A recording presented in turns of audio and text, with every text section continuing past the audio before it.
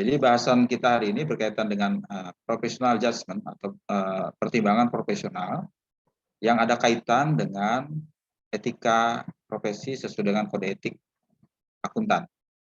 Saya request sebentar yang sebelumnya ya.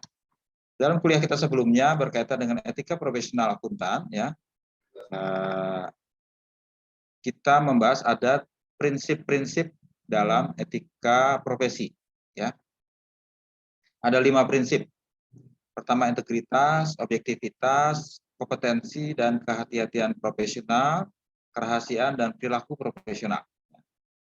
Kita akan beri fokus lebih dalam untuk pertemuan hari ini berkaitan dengan kompetensi dan kehati-hatian profesional. Ya. Ini.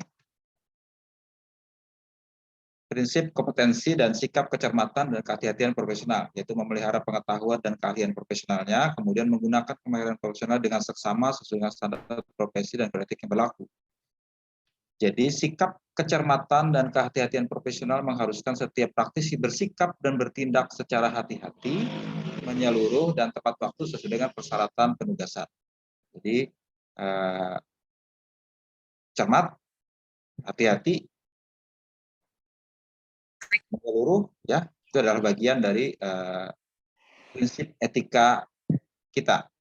Ya, seseorang yang tidak cermat, ya tidak melakukan pertimbangan dengan tepat, berarti dia tidak beretika secara profesional. Ya gitu. Sederhana seperti itu. Ya. Di pertemuan sebelumnya kita membahas berbagai pendekatan menurut kerangka konseptual bagaimana menggunakan pendekatan kode etik ini dalam setiap kita menghadapi situasi profesional, ya. Terutama sekali kalau kita ada menghadapi ancaman, itu harus diidentifikasi, kemudian kita evaluasi, kemudian coba kita atasi dan eliminasi. Ya. Nah, hari ini kita lebih lanjut mengamati, ya, mempelajari yang tadi prinsip kompetensi dan kehati-hatian tadi dalam konteks dengan dalam konteks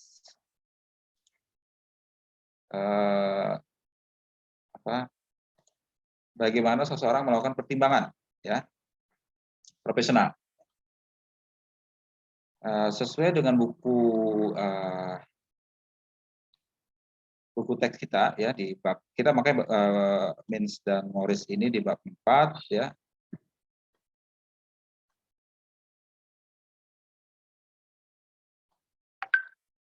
Jadi secara menyeluruh kita sudah bahas ini, ya, kasih thread segala macam di kode etik, ya, menurut standar profesional. Kemudian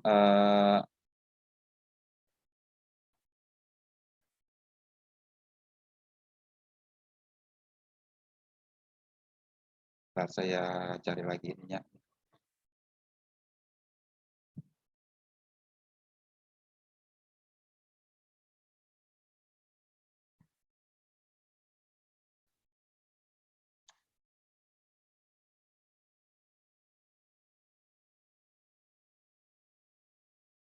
Tadi itu keempat.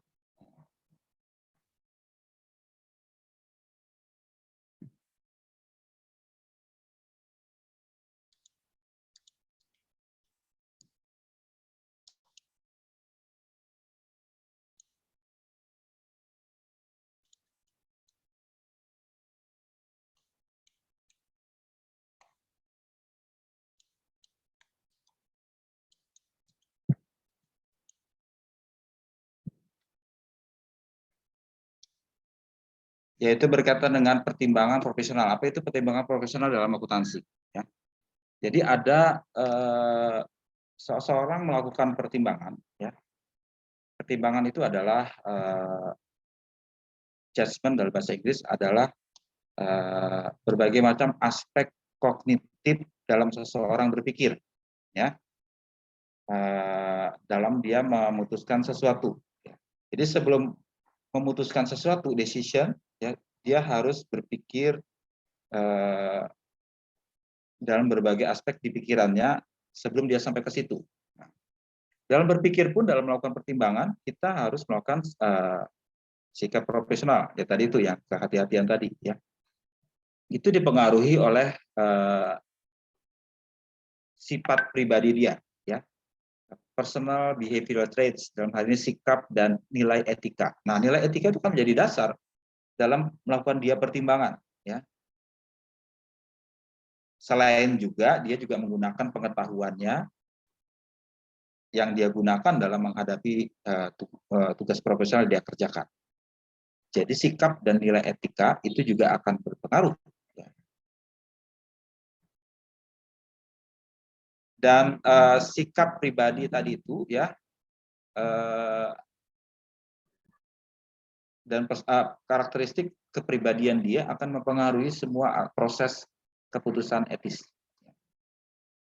Jadi yang di kuliah pertama tekankan, ya kan ada kebajikan atau virtue yang ada dalam sikap profesional itu akan sepenuhnya tergambarkan pada saat kita menghadapi suatu situasi yang memerlukan kita melakukan pertimbangan. Ya. Dan nilai-nilai personal atau pribadi itu berkaitan juga dengan sensitivitas etis dan juga pertimbangan etis. Ya. Kesadaran etis adalah dari suatu etika dilema adalah satu penghubung antara faktor pribadi itu dengan pertimbangan etisnya. Ya. Nah, bagaimana kita melakukan pertimbangan yang betul? Ya, ini ada dibuat framework-nya ya oleh KPMG. KPMG salah satu kantor akuntan besar. Ya. Ini bukan dia yang membuat, sebenarnya dia yang mensponsori. Sebenarnya ada penulisnya yang cukup terkenal di lingkungan ilmuwan akuntansi. Ya. Kebetulan KPMG yang memberikan tugas, jadi dinamakan KPMG Professional Judgment Framework. Ya. Jadi menurut definisi KPMG ini, judgment adalah proses untuk mencapai suatu keputusan atau menarik kesimpulan dari sejumlah solusi atau pemecahan alternatif solusi atau pemecahan yang mungkin. Ya. Jadi proses mencapai keputusan dan mengambil kesimpulan. Ya. Yang saya namakan tadi itu proses berpikirnya, ya. Atau dalam bahasa psikologi disebut proses kognitif, ya kognitif. Pertimbangan terutama terjadi dalam situasi yang melibatkan ketidakpastian, adanya risiko dan adanya benturan kepentingan. Nah, ini umumnya terjadi kalau kita menghadapi situasi etis. Ya. Ada berbagai macam kepentingan, ya. Ada berbagai macam keinginan beberapa pihak. Sementara situasinya juga sangat tidak pasti. Nah, dan ada risiko tertentu yang kita hadapi. Ini sudah sangat perlu kita melakukan pertimbangan profesional. Apa yang harus kita lakukan dalam seperti ini? Coba kita tengok sebentar ya apa yang dimaksudkan KPMG adjustment itu.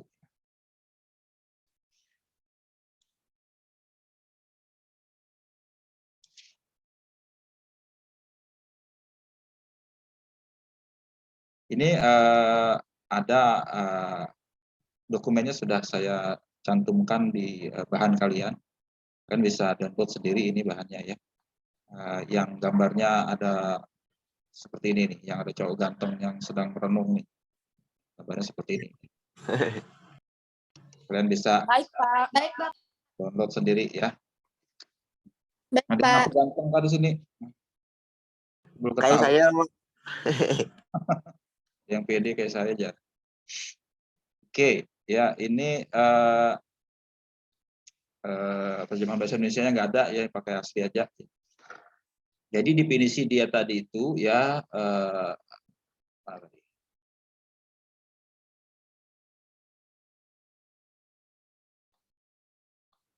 jadi memang situasi pertimbangan profesional kita sebagai akuntan mungkin tidak akan melibatkan hidup dan mati ya. Judgment that auditor may do not affect life and death outcomes. Ya sama seperti tugas yang saya berikan di pertemuan pertama, haruskah kita mengorbankan 1 nyawa dibandingkan 5 nyawa, yaitu kan ekstrim sekali, saya bilang ekstrim pada saat itu, ya kan. Apakah kita memutuskan lebih baik 1 nyawa dikorbankan daripada 5 nyawa melayang, ya. Itu kan sangat ekstrim, sangat pantas, dan kita tidak menghadapi situasi yang se ekstrim itu, ya. Itu hanya saya berikan sebagai ilustrasi bagaimana ada dilema yang terjadi kalau kita memutuskan sesuatu, dan terutama kalau perspektif utilitarian itu dia harus mempertimbangkan mana yang terkecil efeknya ya. Tapi walaupun itu kita kemarin sudah membahas tidak selalu mudah kondisinya. Ya. Nah, situasi seperti itu untungnya tidak terjadi dalam konteks seorang akuntan ya. Dia akan menghadapi situasi yang sebenarnya tidak berurusan hidup dan mati, cuma juga berkepentingan berurusan juga dengan kepentingan orang banyak, harta orang banyak, itu yang harus diperhatikan. Ingat kasus terjadi dulu skandal akuntansi karena profesi akuntansi gagal dalam melakukan tugasnya, sekian banyak harta orang melayang, habis hangus karena gagal dalam melakukan tugasnya. Nah, itu juga sebenarnya walaupun bukan menyangkut hidup mati orang, tapi bisa saja orang bunuh diri karena sebab itu, ya kan? Orang putus asa, orang hilang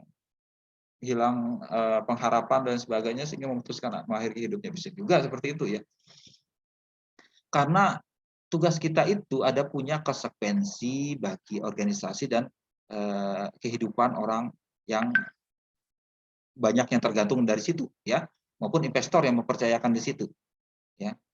Nah, pertimbangan seorang akuntan atau seorang auditor ya, baik besar maupun kecil, itu tetap penting ya. Both big and small matter ya. It's matter. Ya. Jadi ini tetap penting ya, makanya kita harus di sini dibilang kita harus dari sejak muda ya dilatih untuk itu. Makanya dalam kesempatan mata kuliah ini juga melatih kalian ya benar-benar menjaga agar pertimbangan kita itu benar hati-hati ya. Dan ini saya pikir berguna juga, bukan hanya dalam konteks profesional, dalam kehidupan pribadi kalian pun harus berguna ya. Juga pengetahuan ini dan keterampilan ini. Kalian harapkan cermat memutuskan sesuatu, mempertimbangkan sesuatu, dan tidak buru-buru dalam mengambil keputusan ya, terutama dalam melakukan keputusan yang berdampak pada kepentingan orang lain secara etis ya. Seseorang yang membuat pertimbangan yang baik itu akan berbeda dari orang lain ya. Jadi itu yang akan mau diasah dalam melatih calon-calon profesional seperti kalian ini ya. Apakah ini bisa diajarkan? Bisa sebenarnya ya.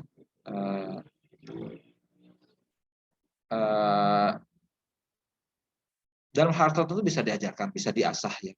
Diajarkan dalam kuliah ini memberikan pengetahuan dasar, walaupun sebenarnya diasah melalui praktek nantinya dalam berbagai macam kesempatan pada saat kalian terjun di dunia praktek. Ya kan? Nah, apapun pekerjaan kalian itu akan diasah nantinya. Apakah kalian bisa memutuskan sesuatu yang secara etis bisa dipertanggungjawabkan.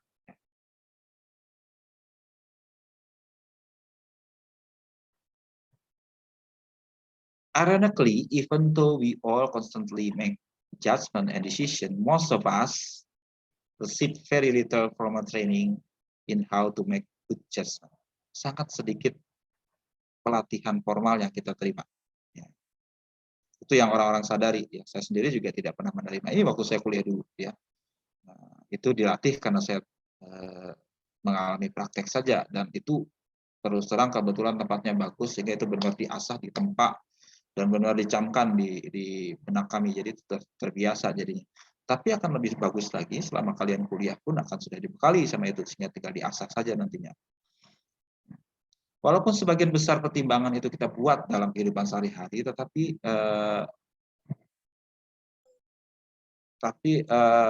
kita juga membuat pertimbangan yang sulit dalam kehidupan kita.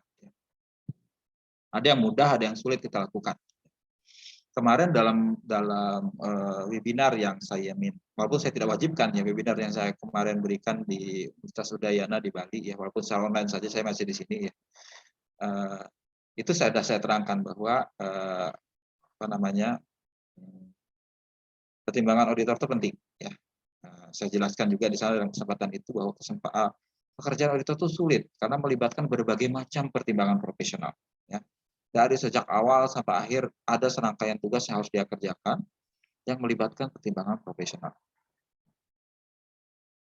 Dia harus memutuskan berbagai macam rangkaian keputusan ya, yang ada pertimbangannya. Dan dia sadar juga pertimbangannya itu akan punya efek etis nantinya ya, karena akan banyak orang terdampak karena pertimbangannya itu. Jadi kehati-hatian waktu itu di webinar itu fokusnya pada riset, kita riset mempelajari bagaimana itu bisa diperbaiki ya. terutama mempelajari bagaimana orang membuat pertimbangan dan melakukan keputusan. Nah, apa namanya,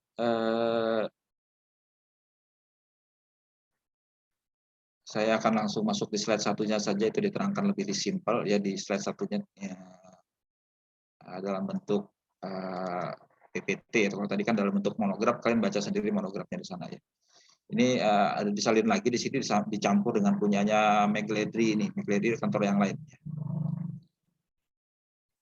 Nah, kenapa kita fokus ke pertimbangan profesional? Karena semakin banyak pertimbangan dalam akuntansi dan auditing, ya, semakin banyak keputusan pekerjaan akuntan dan auditor itu melibatkan pertimbangan, ya, bukan pekerjaan yang mudah sebenarnya, ya, bukan pekerjaan yang sekedar melakukan pekerjaan klerikal, bukan. Kita melibatkan ada banyak pertimbangan yang harus kita lakukan.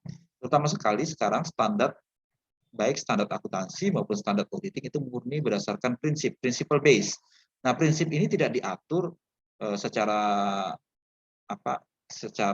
rule basis, ya. Ini yang dilakukan, ini enggak. Hanya prinsip-prinsipnya saja. Bagaimana melakukannya terserah pada pertimbangan profesional. Itu yang standar yang sekarang seperti itu. Dan berarti si praktisi sekarang harus bisa melakukan pertimbangan itu dengan sebaik mungkin, ya. Kemudian ada juga sekarang akuntansi mengarah pada tidak lagi sepenuhnya mengandalkan historical cost, ya, berdasarkan data historis, angka historis, tapi berdasarkan angka yang bersifat fair value atau nilai wajar, nilai yang sebisa mungkin mencerminkan kondisi saat ini. Untuk mencerminkan kondisi saat ini tidak mudah, ya. Kalau kita pakai historical cost, mudah saja. Kita pakai berapa angka dulu yang dipakai, itulah kita gunakan. Ya. Berapa dulu belinya, berapa dulu angka di invoice-nya, itu yang akan kita pakai. Tapi sekarang enggak, ya. Kita harus menentukan ini sebenarnya berapa nilainya sekarang. Nah, nilai sekarang untuk sebagian besar aset itu tidak mudah tersedia, tidak ada pasarnya untuk itu. Nah, itu berarti perlu ada pertimbangan khusus dari auditor di situ atau dari akuntan, ya. Dan lain sebagainya, ada berbagai macam pertimbangan. Dalam webinar sudah saya jelaskan, dalam auditing apalagi banyak pertimbangan yang harus dilakukan. Kemudian hal lain adalah semakin pentingnya kemampuan menjalankan professional judgment itu dan juga melibatkan profesional skeptisisme, ya, skeptisisme profesional, nanti akan kita jelaskan, ya. Bahwa dalam kita melakukan pertimbangan profesional kita juga perlu skeptis, ya, skeptis. Apa itu skeptis? Nanti kita lihat. Ya. Nah, ini menurut KPMG tadi, ya, apa namanya, seseorang melakukan pertimbangan profesional itu pertama sekali itu tergantung dari lingkungannya, lingkungan kerjanya, ya, lingkungan profesional, lingkungan kerjanya itu akan punya pengaruh terhadap bagaimana dia melakukan judgment. Kan itu sangat penting kita merancang atau mendesain lingkungan itu mendukung untuk itu, ya. Dan kadang-kadang ada yang dinamakan bias, ya, bias-bias yang terjadi baik dari pikiran manusianya maupun dari bagaimana kita mempersepsikan masalah di lingkungan kita akan menyebabkan bias, ya. Dan juga hal lain lagi adalah ini sisi satunya lagi adalah apa namanya, ada standar profesional dan juga pengetahuan profesional yang dipunyai oleh orang yang bersangkutan, ya. Semakin bagus dia punya pengetahuan, akan semakin baik dia melakukan tugasnya. Itu sudah merupakan hukum, ya, hukum kinerja dalam akuntansi, bahwa tergantung dari pengetahuan, ya, ability, ya, kemampuan pribadi dia, pengetahuan, ya, dan lingkungan. Nah, ada juga proses coaching, melatih, ya, kemudian pengalaman yang sudah dialami sebelumnya akan berdampak juga terhadap proses dia melakukan pertimbangan, ya. Ini akan terus-menerus bergulir, ya kan, dari pengalaman dia maka akan dia merefleksikan untuk kemudian hari dia bisa jadikan pelajaran, kemudian bisa dilatih ke orang lain, bisa juga seperti itu. Langkah-langkahnya seperti ini yang 5 bulat-bulat di dalam ini, ada 5, ya. Pertama, klarifikasi dulu masalah dan tujuan yang mau kita capai, ya. Kemudian mempertimbangkan berbagai macam alternatif yang ada untuk mengatasi isu ini atau masalah ini. kemudian kita kumpulkan informasinya dan kita evaluasi, ya. Kemudian yang nomor 4 kita ambil keputusan berdasarkan hasil analisis kita dari informasi yang tersedia. Kemudian kelima kita artikulasikan dan dokumentasikan alasannya kenapa. Ya, harus ada didokumentasikan kenapa kita mengambil pertimbangan tertentu. Dan ini proses ini harus ada mindset tertentu yang melandasinya dan harus ada proses konsultasi, ya konsultasi dengan pihak-pihak baik dalam kantor profesional sendiri maupun dengan pihak kliennya dan pihak ketiga yang bisa membantu kita dalam mengatasi berbagai masalah yang ada di sini. Jadi proses ini boleh dikatakan proses yang sifatnya sengaja dan rasional, ya. Langkahnya ada 5 ini, ya. Jadi sebisa mungkin pertimbangan profesional itu sepenuhnya rasional, ya. Dan juga jangan sampai kita terjebak, ya, terjebak oleh adanya bias-bias tertentu, ya, pada saat kita melakukan pertimbangan ini. Nanti dijelaskan apa itu bias itu. Bias itu terjadi karena pikiran kita mungkin tidak menggunakan cara yang pas dalam melakukan langkah-langkah ini, baik dalam mengklarifikasi atau mengidentifikasi masalahnya, mempertimbangkan aktifnya kurang cukup, ya kan, kemudian evaluasinya juga kurang objektif, ya, kemudian kesimpulan diambil pun terburu-buru dan sebagainya. Jadi ini harus diatasi seminimal mungkin sehingga efek bias itu bisa berkurang. Ini langkahnya tadi sudah saya jelaskan, ya, klarifikasi dulu isu dan masalahnya, apa tujuannya, kemudian pertimbangkan alternatifnya, cari informasinya, buat kesimpulan dan dokumentasikan.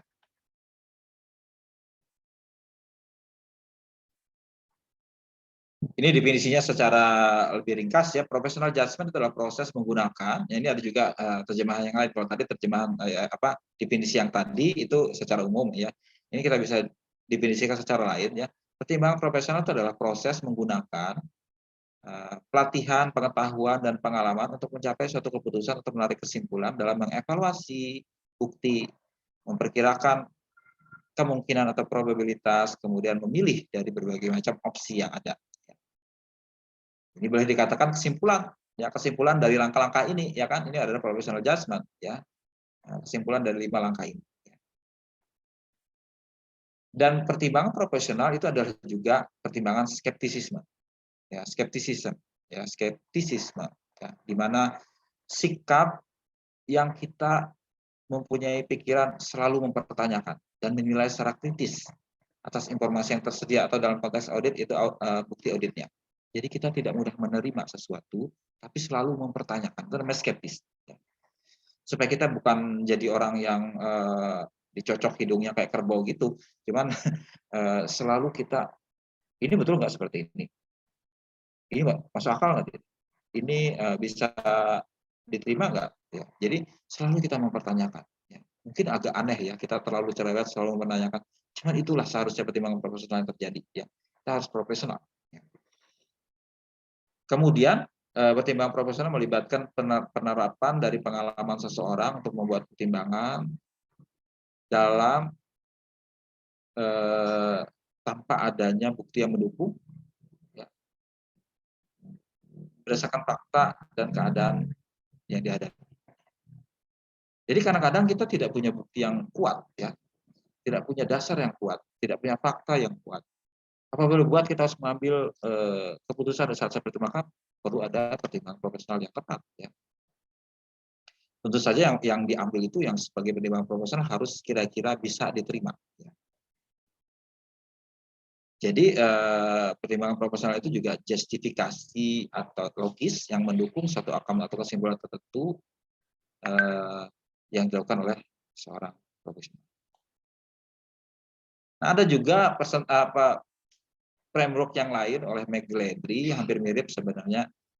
Pertama, mendefinisikan dan membingkai masalahnya, ya. Ini mirip seperti langkah 1 tadi di KPMG. Kemudian sudah menentukan tujuan dan alternatifnya, sama juga kurang lebih, ya. Mengumpulkan dan menganalisis data, dua-duanya harus ada skeptisisme di situ. Jadi dia memasukkan skeptisisme di mana ruangnya. Itu ya pada saat kita menentukan tujuan dan mengidentifikasi alternatif dan menganalisis informasi harus secara skeptis. Ya. Setelah semua dilakukan dengan skeptis, maka harus diambil keputusan. Ya, reach a conclusion, ya, dan mendokumentasikannya. Ya. Sama sebenarnya, cuman dia menambahkan adanya skeptisisme di sini dilakukan terutama pada saat kita menetapkan tujuan dan mengidentifikasi alternatif dan mengumpulkan dan menganalisis informasinya.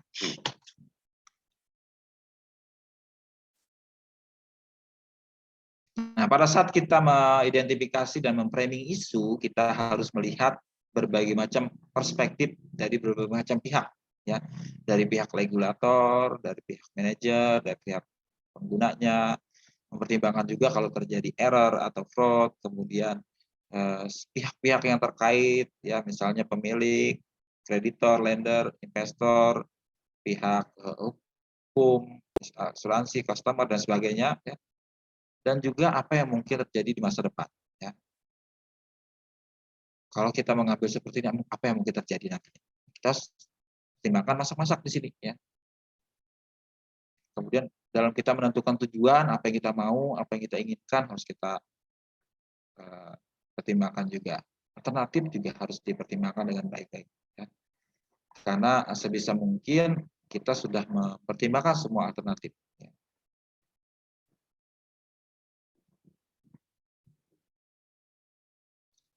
Ini ada kemungkinan kesalahan kalau misalnya cuma hanya mempertimbangkan alternatif yang hanya satu saja, misalnya, ya, tidak cukup. Kemudian hanya menggunakan yang sudah pernah dilakukan sebelumnya, ya. Jadi kita harus berpikir out of the box, ya, mempertimbangkan alternatif lain yang mungkin belum kita pertimbangkan sekarang. Jangan mencontoh yang sudah lewat-lewat karena mungkin keadaan berbeda sekarang.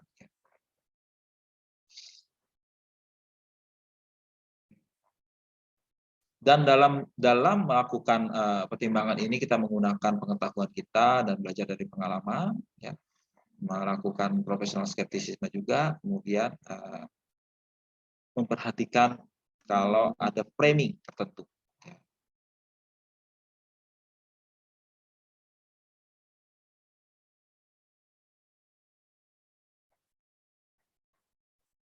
Nah, faktor-faktor yang mempengaruhi judgment, ya, itu tadi ada faktor lingkungan tadi kan, ya, lingkungan, ya, dan juga faktor orang bersangkutan, pengetahuan bersangkutan. Di lingkungan itu ada yang sifatnya eksternal faktor, ada yang internal faktor, ya. Eksternal itu baik karena adanya tekanan waktu, time pressure, mungkin harus cepat-cepat ada deadline yang harus kita kerjakan dalam 1 bulan selesai tugas ini, ya terpaksa kita harus jungkir balik selama 1 bulan itu, waktunya harus cepat-cepat. Kadang-kadang ini membuat kita menjadi tergesa-gesa. Ya. Ini harus hati-hati. Ya. Karena yang namanya pemikiran seksama itu tidak boleh gesa-gesa, dipikirkannya pelan-pelan, dicermati, ya. Tapi satu saat kita harus juga sampai pada deadline-nya. Ini merupakan dilema tersendiri, ya kan. Nah, bagaimana dengan waktu yang terbatas, kita tidak tergesa-gesa dalam mengambil keputusan. Kemudian ada juga berkaitan dengan terbatasnya sumber daya. Ya. Orang yang melakukan mungkin nggak banyak, ya. Atau perlu banyak informasi yang dikumpulkan sementara datanya sedikit tersedia, itu juga harus kita pertimbangkan juga. Kemudian kepentingan atau ekspektasi dari klien, dari pihak regulator, kemudian dari pihak industri juga harus menjadi faktor yang mempengaruhi. Ya. Sedangkan secara internal di dalam pikiran orang tersebut itu ada juga harus kita hati-hati keterbatasan karena framing atau pembingkaian pertimbangan tersebut, ya. Kemudian karena adanya shortcut itu jalan pintas, ya. Mungkin dia punya jalan pintas dalam melakukan pertimbangan. Ya. Kemudian ada bias karena disebabkan kepentingan pribadi, ya. Ini yang kita bahas di pertemuan sebelumnya berkaitan dengan advokasi bias, kemudian self interest yang benturan kepentingan dan sebagainya, ya. Kemudian ada juga judgment trap, ini jebakan Batman, ya, jebakan pertimbangan, ya, bukan Batman, ya. Judgment trap, ya, maksudnya jebakan pada saat kita melakukan pertimbangan. Jebakan itu maksudnya ada yang kita nggak sengaja, ya, karena pikiran kita secara inherent mengarah ke situ, kita jadi mengikuti itu, padahal itu salah. Ya. Kemudian terlalu tergesa-gesa untuk melakukan keputusan. Ini yang harus dihindari. Memang kita dalam melakukan pertimbangan, ya kalau tadi ada 5 langkah tadi itu kadang-kadang, itu tidak sepenuhnya bisa dijalankan, ya. Kita punya keterbatasan, ya. Jadi rasionalitas yang tadi dalam langkah 5 langkah tadi itu, ya kalau dalam langkah profesional tadi, mungkin tidak bisa kita lakukan dengan sempurna, ya. Kita mungkin tidak punya informasi yang memadai, kemudian kita punya batasan waktu dan biaya juga, kemampuan kita sebagai manusia juga terbatas karena kita punya, memori atau ingatan yang tidak sempurna, kemudian dalam, kecerdasan dan persepsi kita juga punya keterbatasan, sehingga menyebabkan yang kita tidak sepenuhnya optimal juga, ya, itu namanya bounded rationality istilahnya, terbatas, ya. Tapi dalam situasi yang sangat terbatas ini tetap kita harus melakukan yang terbaik yang bisa kita lakukan. Bagaimana? Itu yang, apa, yang, yang dilema yang dihadapi dalam melakukan pertimbangan. Nah, bagaimana mengatasi itu? Ya kita kalau dalam praktek sehari-hari kita melakukan shortcut, ya. Biasanya kita tidak terlalu repot-repot dalam mengambil keputusan, ya kan. Langsung saja kita lakukan shortcut dengan menggunakan apa yang dinamakan heuristik, ya. Heuristik itu adalah, strategi yang sederhana yang kita pakai pada saat kita, eee, menghadapi situasi tertentu yang kita perlu cepat mengambil keputusan, ya. Nah, itu namanya heuristik, ya. Dan banyak keputusan kita sehari-hari kita nggak terlalu masak mikir-mikir, sudah ikuti saja ya yang ada di pikiran kita, diputuskan misalnya seperti itu. Itu namanya heuristik, ya. Itu sistem satu sifatnya, ada sistem satu dan sistem 2 ya. Di webinar saya jelaskan kemarin itu ada sistem satu dan sistem 2. Nah, ini termasuk sistem satu. Sedangkan sistem 2 yang tadi itu, yang kita harus pertimbangkan masak-masak, memakai, langkah demi langkah itu. Ini ada paradoks ya. Pikiran kita itu, sering sekali kita menyerahkan masalah-masalah yang sulit dipecahkan oleh komputer. Tapi anehnya dalam keputusan paling sederhana sekalipun kita melakukan kesalahan. Itu paradoks sebenarnya. Jadi kalau semua diserahkan ke mesin ya gimana manusianya gitu kan ya. Nah tadi ada yang disebutkan bias. Nah coba bias ini sederhananya 4 saja. Banyak sebenarnya macam-macam ya. Ada bias yang terjadi pada saat seorang melakukan pertimbangan. Pertama, overconfidence. Yaitu kecenderungan untuk terlalu percaya diri istilahnya ya dalam bahasa Indonesia ya, overconfidence ya, PD, terlalu percaya diri dalam kemampuan kita melakukan pertimbangan. Kita ini melekat pada pikiran kita PD tertentu ya. Kita harus sadari bahwa kita kadang terlalu PD ya. Terlalu percaya diri ya. Sehingga kita tidak melakukan pertimbangan yang masak ya. Bisa aja gampang aja ini ya. Ya menggampangkan itu yang harus hati-hati kita hadapi ya. Itu overconfidence namanya ya dalam dalam dalam investasi juga sama ya, seseorang terlalu overconfidence, oh ini nih bagus nih investasi di sini, saya yakin, benar nggak yakin ya, kita selalu sebagai seorang yang skeptis itu selalu mempertanyakan benar nggak yakin ya. Saya pun punya kecenderungan overconfidence sering dalam banyak keputusan saya sadar itu karena itu melekat pada semua manusia sebenarnya ya. Misalnya saya overconfident ini bisa selesai dalam waktu 2 hari. Sering-sering saya berpikir ulang, saya ini terlalu overconfident, saya nggak bisa 2 hari bekerjakan. Ternyata selesainya 3-4 hari kemudian, ya. Karena berbagai macam kesulitan, berbagai masalah itu nggak saya perhitungkan di awalnya. Saya terlalu percaya diri, semua akan selesai pada waktunya. Nah, ya. Nah, dalam keputusan bisnis juga seperti itu. Ya. Kita kadang terlalu overconfidence, itu harus hati-hati. Ya. Harus kita mempertanyakan, ya, realistisnya seperti apa. Ya. Kemudian kecenderungan lainnya kita punya kecenderungan ya hanya mengambil sesuatu dari memori kita yang mudah tersedia. Itu namanya availability. Ya. Kalau kita ingat yang mana? Itu yang paling mudah kita pakai. Ya. Tendensi untuk melakukan pertimbangan atas kemungkinan kejadian sesuatu hanya berdasarkan apa yang kita ingat dari pikiran kita, ya, yang paling kita ingat. Saya berikan contoh kemarin itu misalnya kalau kita menilai kemungkinan seseorang kecelakaan pesawat terbang dengan kecelakaan lalu lintas di jalan, ya, lebih mungkin yang mana terjadinya?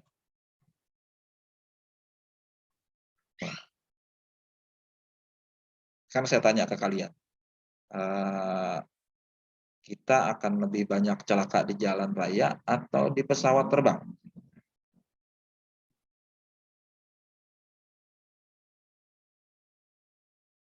Jalan raya, Pak.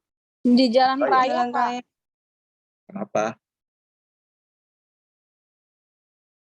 Kenapa sebabnya? Karena Pak banyak kendaraannya. Tapi apa namanya? Kalian nggak takut naik pesawat ya? Takut, Takut Pak. Nah itu. Misalnya saya punya pilihan pergi ke Balikpapan, naik pesawat atau naik bis, pilih yang mana? Kalau mempertimbangkan waktu, Pak, mending naik pesawat sih daripada naik bis. Nggak takut? Takut, Pak. Lebih takut yang mana? Naik bis apa naik pesawat? Jujur, lebih takut naik pesawat apa naik bis? Takut naik pesawat kan? Iya, Pak. Nah, kenapa kita takut naik pesawat? Karena kita kalau dengar cerita kecelakaan pesawat benar-benar mengerikan gitu ya. Padahal tadi kalian bilang sendiri, kecelakaan di jalan lebih banyak dari kecelakaan di pesawat. Kenapa kalian lebih takut naik pesawat daripada naik bis? Ya kan? Itu nggak rasional namanya ya kan. Seharusnya kita nggak takut naik pesawat, karena naik pesawat itu kemungkinan kecelakaannya lebih kecil dari naik bis misalnya, ya. naik mobil. Ya. Tapi kita tetap merasa takut naik pesawat karena begitu kecelakaan itu terjadi, walaupun itu sangat jarang, efeknya tuh luar biasa sehingga di pikiran kita itu benar-benar mengerikan. Ya. Jadi di otak kita ya begitu, karena begitu ekspos di media ya kan kejadian kecelakaan seperti itu, ya, kita benar-benar membuat itu sangat mudah diingat gitu ya. Sehingga kita naik pesawat kita takut jadinya ya. Itu yang salah satu kecenderungan kita ya kan. Ya, kalian buktinya sekalian tanya lebih takutan mana naik pesawat atau naik bis ya. Naik pesawat ya kan. Padahal naik bis juga berbahaya loh. Mobil juga berbahaya. Bagi kalian naik motor lebih bahaya lagi ya kan, naik sepeda motor ya. Karena apa? Karena ya seperti kalian bilang tadi, banyak orang di jalan ya kan, prosedur keselamatan yang nggak dijalankan dengan baik ya kan. Kalau di pesawat kan ketat mereka ya. Prosedur keselamatannya ketat sekali. Kalau kita ya, kalian jalan aja nggak tahu kalau bannya kempes misalnya, bisa jadi seperti itu, atau nggak tahu ternyata apa gitu yang nggak dicek. Kalau prosedur pesawat kan mereka harus cek betul ya, itu mereka sangat ketat melakukan apa prosedur yang harus dijalani sebelum pesawat itu terbang. Jadi sehingga menyebabkan persentase kecelakaan itu sangat kecil. Ya. Tapi sekali terjadi, karena dia tidak bisa pinggir di jalan ya kalau mobil kan bisa aja minggir ke di jalannya dan kempes misalnya, ya bisa aja baik. Tapi kan di pesawat di udara nggak bisa seperti itu. Begitu apa namanya satu sayapnya patah saja dia udah nggak seimbang lagi, ya kan. Tapi sebenarnya dia paling aman kalau menurut probability atau likelihood-nya, ya kan. Itu ability namanya ya. Jadi apa namanya, kita tidak secara objektif menilai berdasarkan berapa secara rasional ya. Itu yang kedua ya. Kemudian yang ketiga anchoring. Anchoring itu kecenderungan untuk anchor itu kan jangkar ya, dalam bahasa Indonesia jangkar. Kita tidak mudah lari dari titik awal ya, initial anchor ya. Misalnya seseorang menentukan bahwa labanya 500 juta ya. Kalau kita meng-anchor, kita nggak jauh-jauh dari 500 juta ya. Memperkirakannya nggak jauh-jauh dari situ ya. Ada contoh-contoh, sebenarnya saya nggak ungkapkan di sini. Sebenarnya secara tidak langsung Anda sudah di-anchor sama si orang tersebut, nggak jauh dari sini ya. Sama seperti tawar penawar misalnya, harganya berapa? 100.000 misalnya ya. Kita kan nggak jauh-jauh menawar dari 100.000.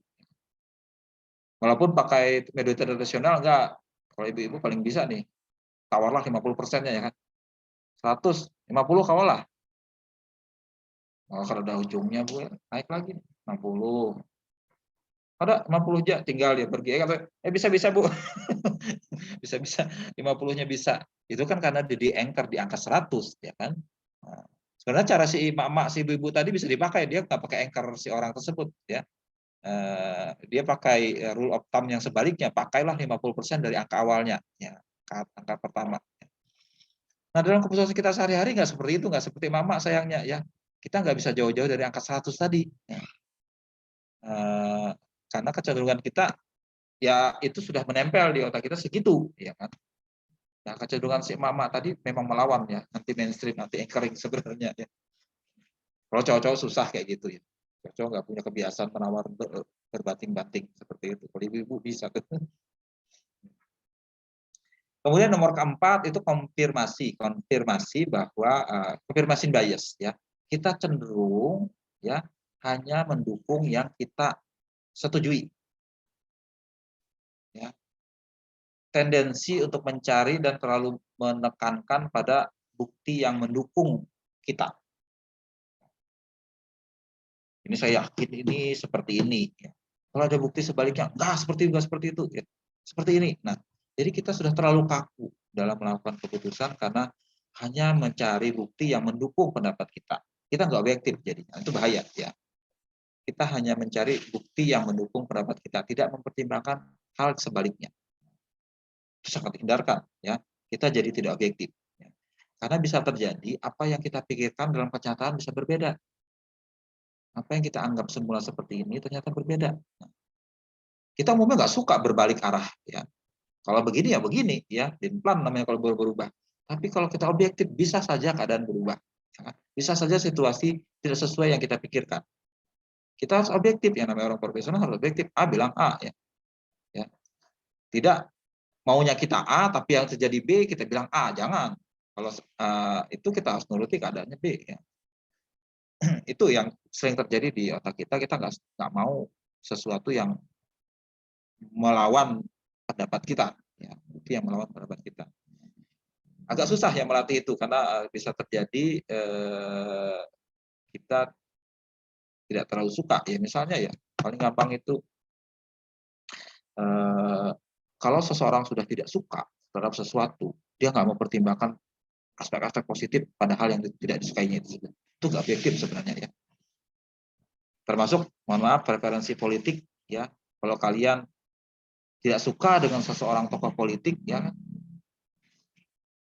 apapun yang baik-baik dari dia nggak akan Anda pertimbangkan. Jelek aja ya.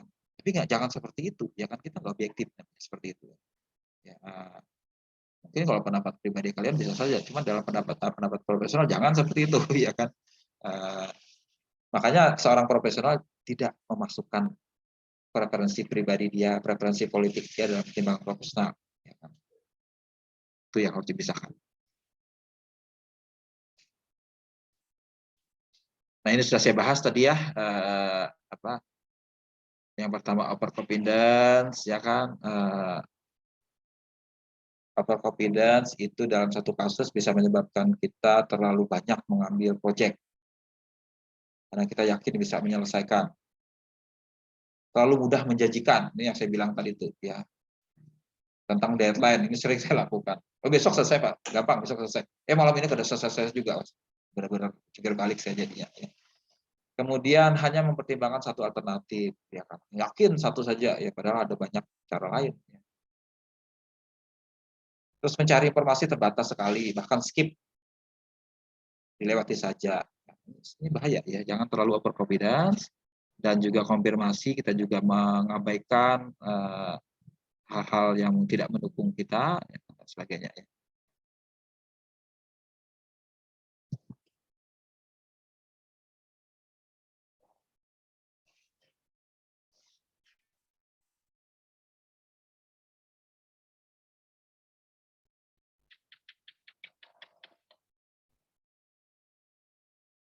Nah, tadi saya dikatakan di depan ya, apakah ini bisa diajarkan? Bisa ya, karena ini bisa dilatih sebenarnya ya, bisa dilatih. Misalnya tadi dalam mengatasi bias itu bisa dilatih sebenarnya dari awal ya. Paling tidak kalian tahu ya. Ada orang yang nggak tahu karena dia overconfident misalnya ya. Dan kita ciri paling utama adalah kita harus humble. Dalam bahasa Indonesia kita humble. Jangan sok deh ya, gitu ya. Kita harus coba bersedia menurunkan diri kita. Maksudnya menurunkan diri itu maksudnya jangan sok dulu lah ya dalam bahasa sederhananya gitu. Kita coba timbang baik-baik. Jangan sok yakin, jangan sok pede, ya kan. Tidak mau setuju sama orang lain, jangan seperti itu. Ya kita itu bisa dilatih dari awal. Ya kan? Kalian juga harus sadari itu ya, jangan terlalu sok ya, sok yakin, sok pede, sok betul ya, tidak mau melihat sisi yang lain. Nah, jangan seperti itu. Itu harus kita coba biasakan dari sekarang. Ya kan? Kadang-kadang itu melawan ego kita terus terang ya. Kita tidak suka biasanya dikritik. Ini lebih baiknya itu kita mengkritik diri sendiri ya, supaya kita nggak mau dikritik orang lain, kita kritik diri sendiri dulu. Itu betulkah yang sudah saya lakukan ini? Selalu mempertanyakan seperti itu. Betulkah yang sudah saya pertimbangkan ini? Jadi bisa dilatih sebenarnya ya. Nah ini contoh ilusi. Ini ada 2 buah meja. Ya. Menurut kalian meja ini sama enggak ya? Sama luasnya enggak? Beda. Bedakah? 2 buah meja ini sama apa beda?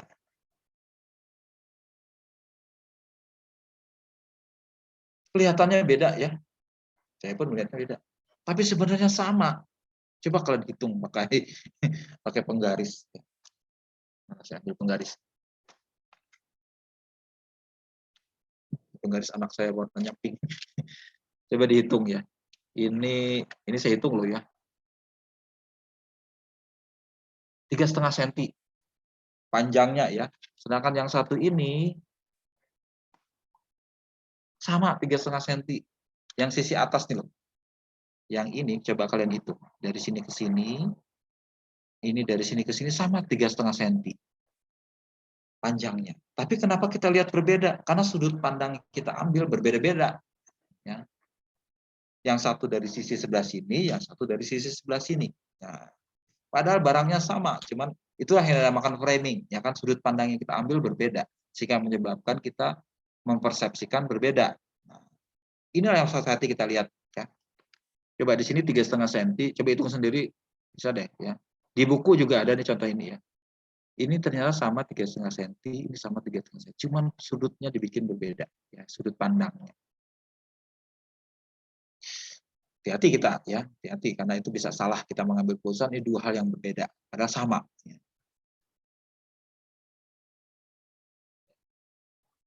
Itu ya. Dan kalau kita melatih ini dengan baik akan mudah kita lakukan. Ya. Oke, balik lagi ke KPMG punya tadi ya, saya baik-baik kemarin.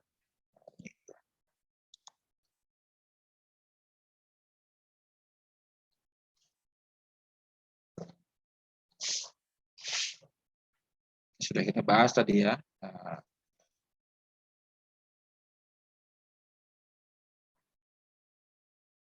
Jadi apa namanya? Dalam kita bersikap profesional kita jangan terlalu mudah mengambil keputusan. Harus ditimbang masak-masak dengan melakukan berbagai macam proses ini ya. Berbagai macam langkah ini maksudnya ya. Selalu mempertanyakan dengan skeptis ya. Tidak terburu-buru, mempertimbangkan dengan masak-masak tiap bukti, tiap langkah, tidak overconfident ya. Tidak terlalu sok yakin ya.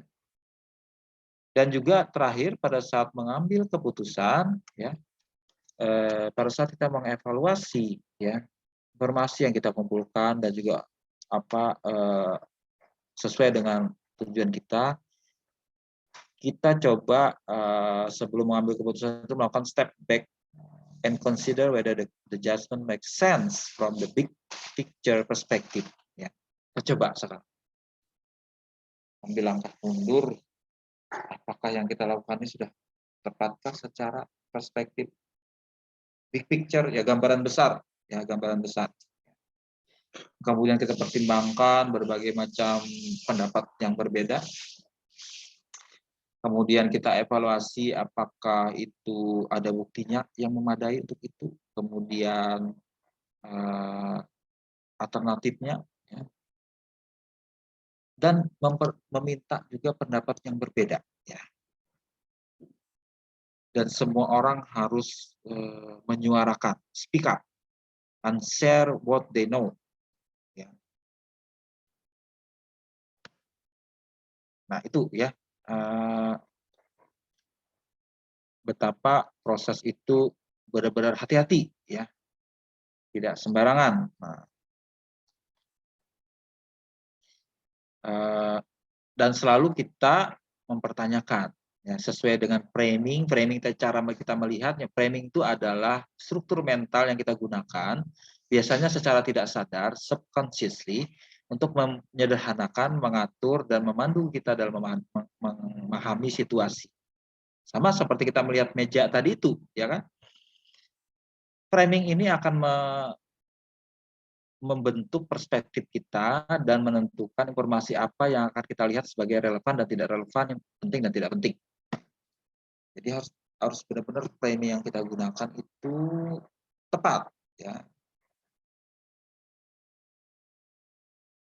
Makanya dalam pendapat pribadi, kalau kalian coba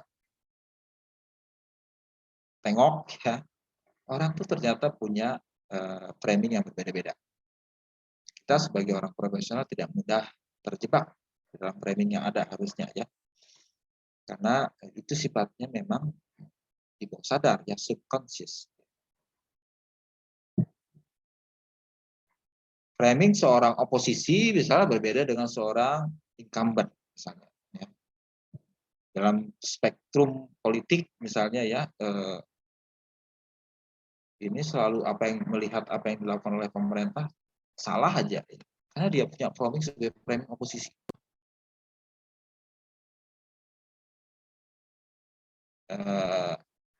Ya, oposisi yang terlalu tidak objektif. Sebenarnya oposisi bisa, tapi objektif bisa, ya kan. Jangan apa yang dia pandang selalu dianggap salah karena dia punya sentimen tertentu. Nah itu juga harus hati-hati. Ada aspek emosi yang menyebabkan kita memilih framing tertentu, ya. Emosional tertentu atau pendapat tertentu yang sangat mempengaruhi. Jadi seorang profesional jangan terlalu mengandalkan emosinya, ya. Murni berdasarkan fakta atau data yang ada di depan. Itu yang menentukan mindset. Mindset itu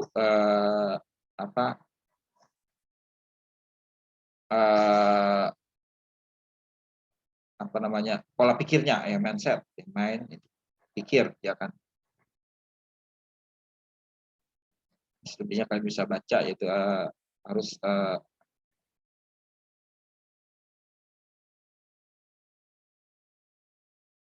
lagi seorang auditor, ya kan. Kemudian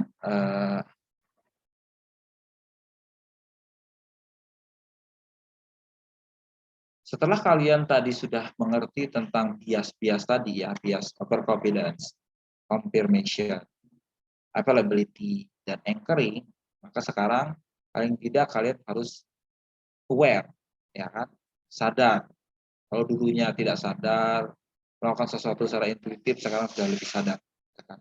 Bahwa dalam kita berpikir ada jebakan-jebakan tertentu, kita jadi tidak bersikap hati-hati, ya. Jadi harus secara formal dilakukan pertimbangan itu, ya.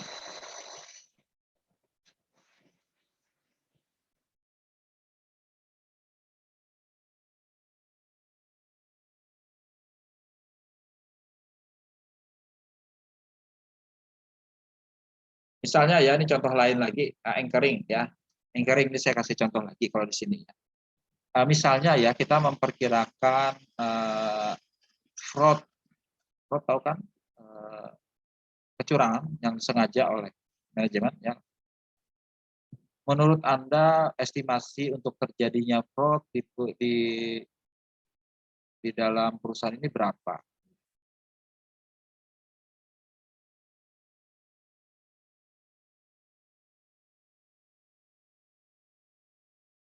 Anggaplah ada yang berpendapat insiden terjadinya fraud itu adalah 10 di tiap 1000 perusahaan.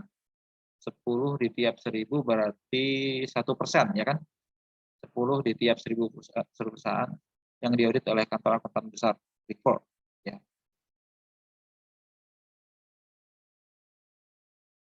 Sepuluh berarti terjadinya 1%. Ada yang berpendapat di atas itu, di atas 10, ada yang di bawah 10.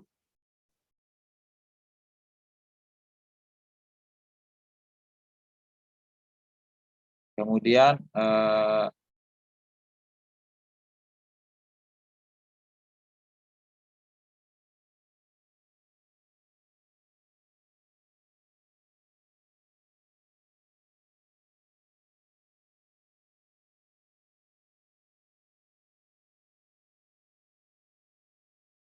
ini kan 10 berbanding 1000 ya. Tapi kalau kita tanyakan, ada yang mengajukan bukan 10 tapi 200 di dalam 1000 perusahaan. Jadi 20%, 1 berbanding 20%. Umumnya kita akan berarti anchor yang pertama cuma 1%, anchor yang kedua cuma 20%.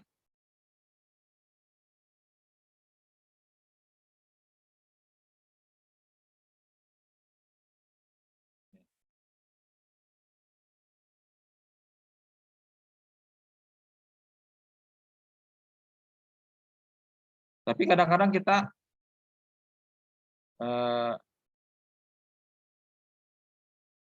dan hasilnya apa? Ini pertanyaan ini ditanyakan kepada orang-orang. Hasilnya kalau kita menanyakan pakai anchor 10, ya kan? Estimasi orang 47, ya. Tapi kalau kita pakai anchor 200, jawaban mereka 130. Jadi jawaban mereka tergantung dari kita menaruh berapa anchornya ini.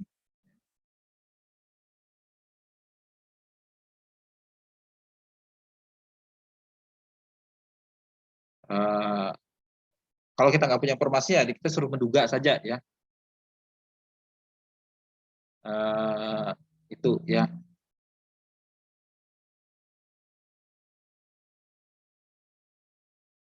Jadi kita harus hati-hati ya, apa namanya, itu tergantung dari yang menanyakan dia pakai angka berapa, kita nggak jauh-jauh dari situ. Contoh yang saya mirip seperti yang saya contohkan si ibu-ibu tadi itu. Itu. Kemudian bagaimana kita mencoba mengurangi ini? Ya. Pertama kita harus sadar ya, aware ya, akan adanya bias ini.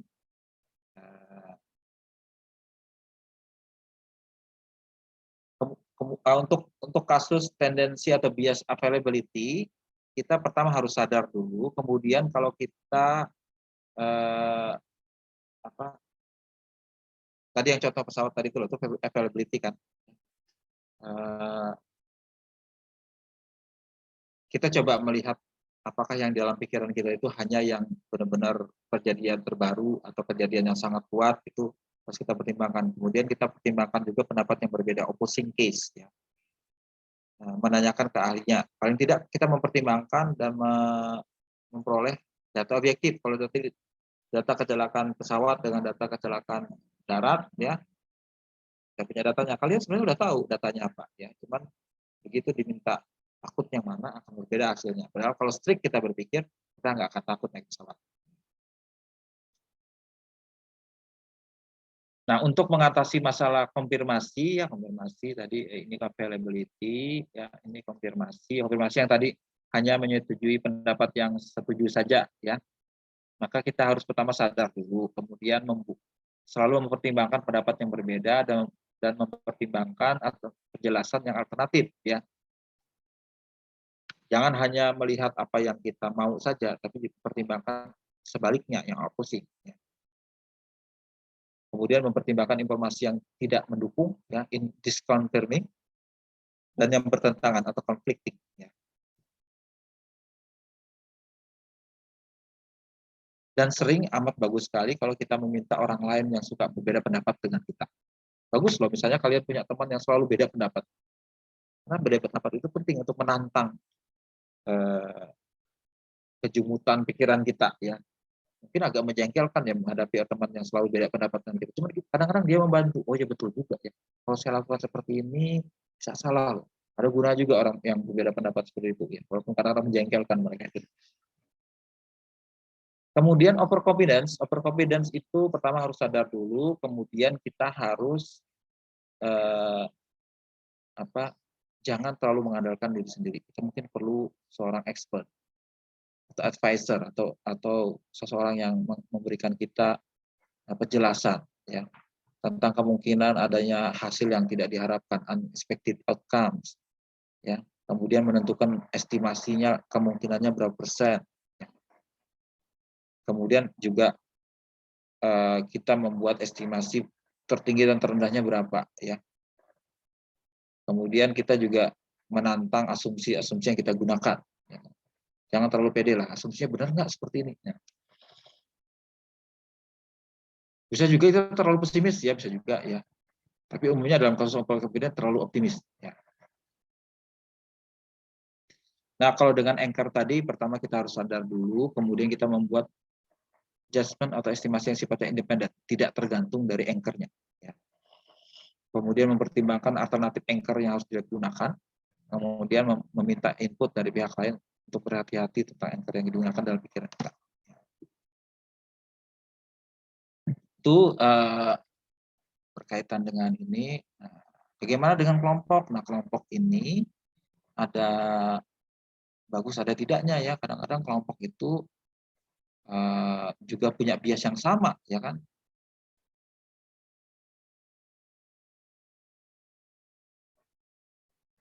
Biasanya juga sama dalam kelompok ya. Karena kita bekerja dengan orang lain, ya, bukan mengambil keputusan sendiri, itu ada pengaruh orang lain. Ya. Ada kita mungkin berbeda pendapat dengan orang lain. Ya.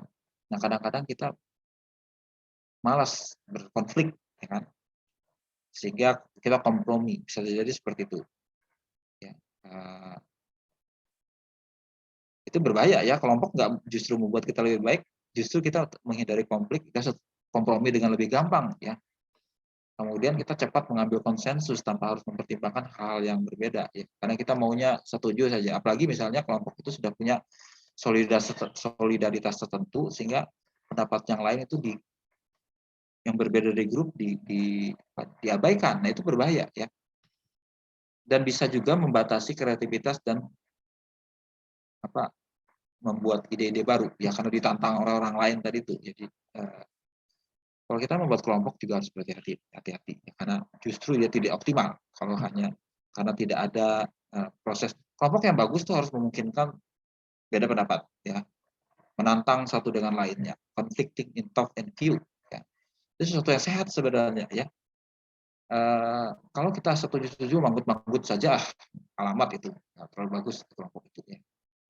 Jadi kalau kalian punya kelompok teman yang agak-agak sulit, sebenarnya hargai itu ya. Itu kalau kita dalam tim yang nyata itu bagus ya.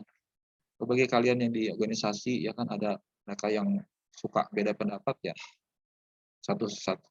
Di satu sisi harus kita syukuri karena itu akan menantang pikiran kita. Ya. Bahkan di dalam organisasi dia sengaja membentuk ada orang tertentu yang berbeda pendapat. Ya kan?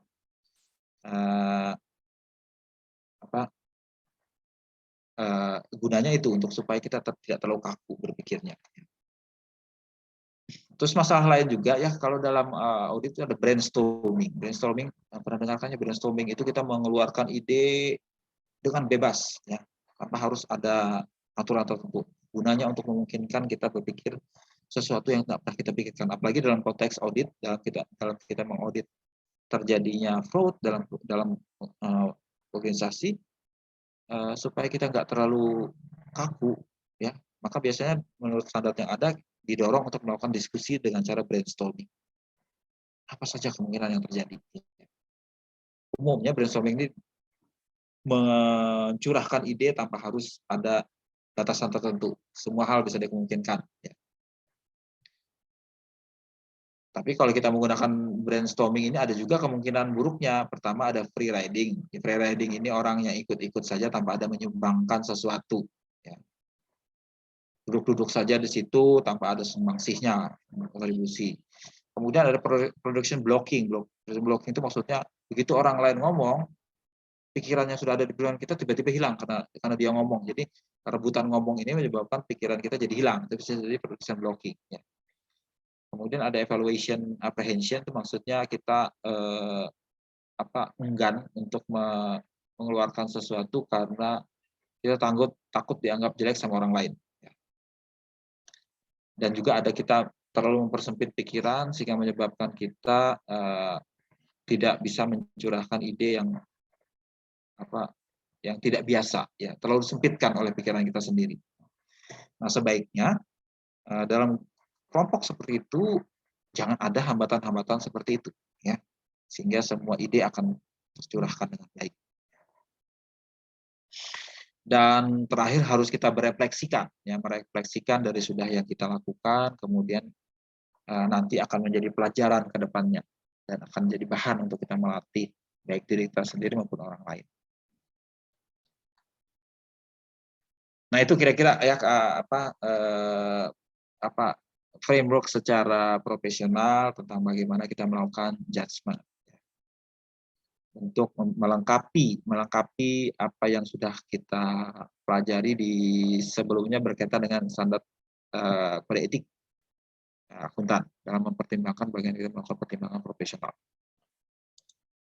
Kembali back to ini buku-buku kita, ya kan, sudah dibahas di situ. Public interest sudah, ya kan,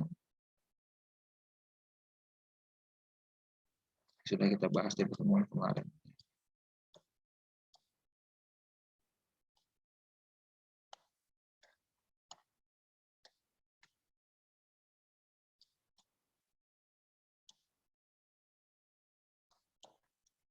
Oke, ya, itu sebagian besar ya pertimbangan profesional yang harus kita lakukan dalam kita melakukan satu prinsip penting dalam standar etika, yang ini, prinsip kompetensi dan kehati-hatian profesional, yang ini. Oke, itu dulu untuk hari ini. Ada pertanyaan? Nanti saya minta kalian mengerjakan, ada beberapa pertanyaan, nanti saya tulis di Google Classroom sebagai bukti pemahaman kalian untuk kuliah yang hari ini. Nanti saya minta kalian menjawab itu, ya. Oke, ada pertanyaan?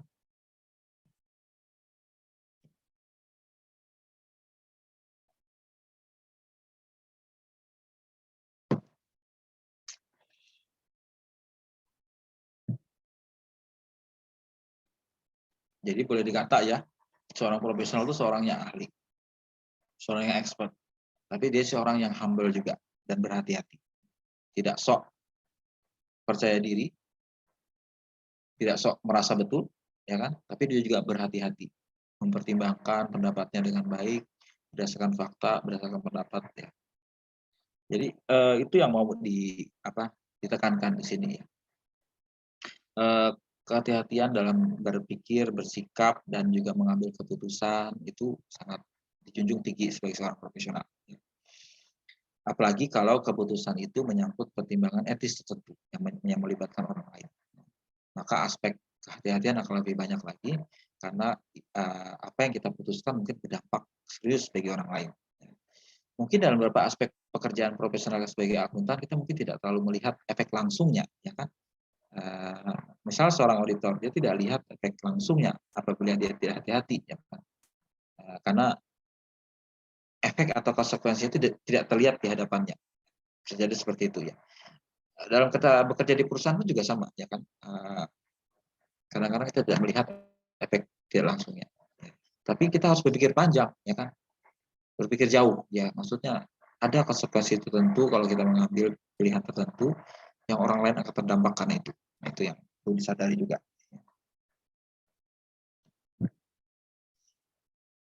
Oke, ada? Sebelum saya akhiri.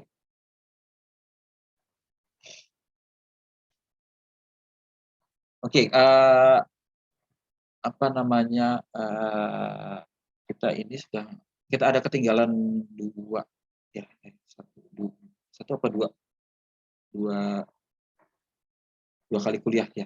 Nanti saya coba cari waktunya ya, untuk mengajar ketinggalan itu sehingga sebelum midtest di akhir bulan ini semua bahan sudah selesai ya kan, 7 subjek dari awal akan selesai. Jadi nanti saya coba cari waktunya, kita tambah di hari apa yang untuk mengajar yang ketinggalan kemarin. Oke, kalau tidak ada, saya akhiri ya.